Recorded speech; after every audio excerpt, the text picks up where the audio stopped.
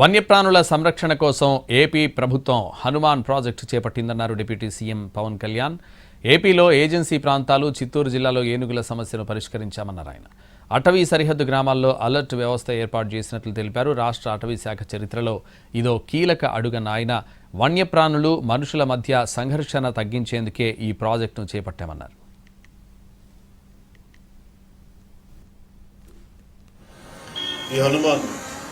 Healing and nurturing units for monitoring, aid and nursing of wildlife.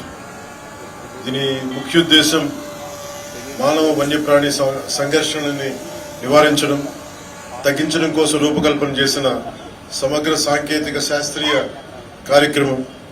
ఈ project ద్వారా ముఖ్యంగా మన చిత్తూరు జిల్లా,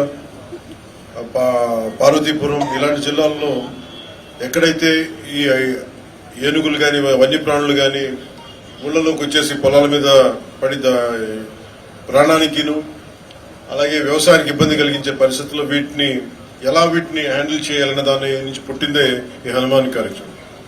ఈ ప్రాజెక్ట్ ద్వారా సరిహద్దు గ్రామాల ప్రజలకి రక్షణ, వారి జీవనోపాధికి భద్రత కల్పించడం, వన్యప్రాణుల సంరక్షణ చర్యలు మరింత కట్టుదిట్టంగా ముందుకు తీసుకెళ్తాం.